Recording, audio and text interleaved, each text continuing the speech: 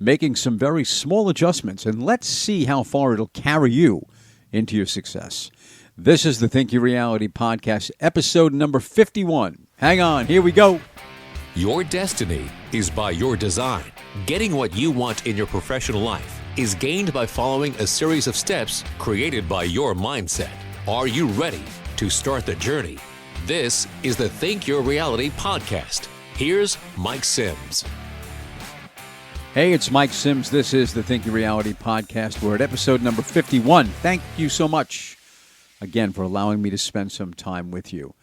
So the following, I believe, when put into action and habit, will have one of the most profound effects on the rest of your life. You ready? Let's do this. Finding the good in failure. Now, though it sounds counterintuitive, it's a big part of your success. There are often lessons to be learned in falling short. We've touched on this in the past. The greatest thing we can teach ourselves is that no failure is permanent, and honestly, no success is either. And that's why we constantly drive for something else to conquer. There's great joy in coming to understand that what befell you yesterday is so much less than originally viewed, that shortcoming, and the sense that whatever comes of that shortcoming will also be insignificant toward the acquisition of what we have set our sights on. A failure in an attempt brings with it a seed of equal or better value. There's the value of persistency. We, by design, are supposed to be in constant movement, in constant pursuit of what else life can bring to us. Look at those that walked before you and see that their mistakes were nothing compared to what they achieved by refocusing after coming up short, and sometimes repeatedly. The podcast, is all about mindset, so I want to try this one with you, and it's to shift your attention to the good things. Again, if we get what it is we focus on, direct your thoughts and direct your life. I've always said this because I believe it emphatically, and history has proven it to be true. So why not capitalize on that theory that's been validated and verified by so many lives before? Thomas Edison, it's been said that he stated, "I know 9,000 ways how not to make a light bulb." Well, let's be honest, there are very few in history that proudly stated how many times they failed. But he knew, as you do, that all you need to do is to stay the course and hold in your heart and your mind what it is you want. Carrying the baggage of the past makes no room for the opportunities before you and the acceptance of them.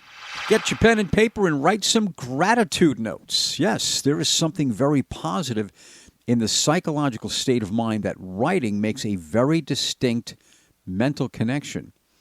Writing something positive or a word of gratitude instills that emotion deeper in your subconscious and has long-lasting effects on you. So what would be gained by making this a habit in your life, and how much further would you get by doing so? It's a pretty easy change to make, and you can do it immediately. Focusing on this leaves no room for the negative. Feed your dreams, and your fears will starve to death.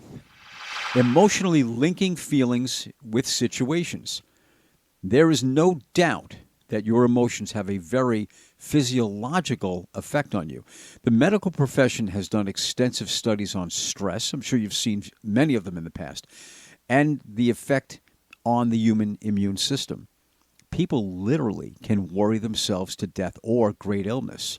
So why not develop a habit of audibly repeating the good emotions and making the mental connection of positive scenes in your mind? What may sound unconventional should. Unconventional is the way we are talking about living on this podcast and having and achieving those things that most people do not have. Journaling. You see a little trend in this podcast? Writing. Here's what I want you to do, okay? I want you to write down bad experiences on paper, and then I want you to crumple them up and throw them away. That has an effect on releasing them from you and the emotions attached. It all goes in the garbage where it belongs. Writing positive emotions and experiences reinforces the good and helps you draw from those experiences to cause further and better ones. Power of repetition for good or bad. We all know the coworker who walks in the morning and tells the story of why they were late, the speeding ticket they got, or the person online in front of them in the coffee shop that was too slow.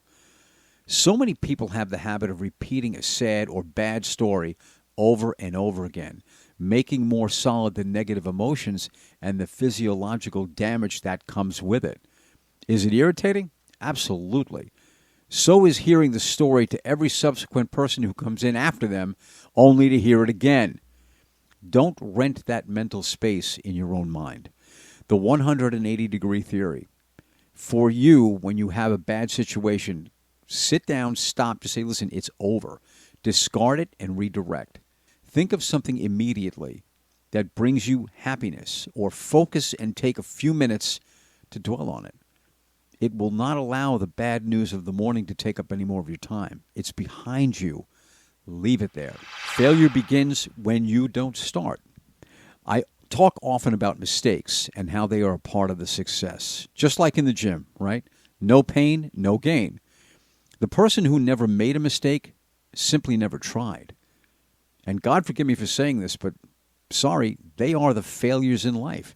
They may feel secure in never having faced a defeat, but they will also never feel the thrill of living life on their terms and having the honor of creating something that they can call their own.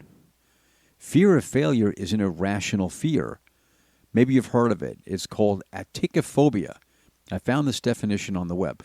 People with atychiphobia may internalize failure, viewing it as a reflection of their worth. This causes them to see failure as a constant threat. They worry it will lead to embarrassment or that others will view them negatively. Have you ever once in your life felt this way? We all have. I'm here to tell you that there are qualified people to help you overcome this, and a step toward its solution is a great step toward your goals. And this podcast is all about making the necessary changes for you to live the life that I've always told you, that I believe in my heart, that you deserve. Whatever steps are necessary to take, we're going to take them. I'm going to guide you through the process, and I'm going to do the best I can to stay with you from now till death do we part. My name is Mike Sims. This is the Think Your Reality podcast. I'll go to my grave saying it. Have an absolutely awesome day. You deserve nothing less.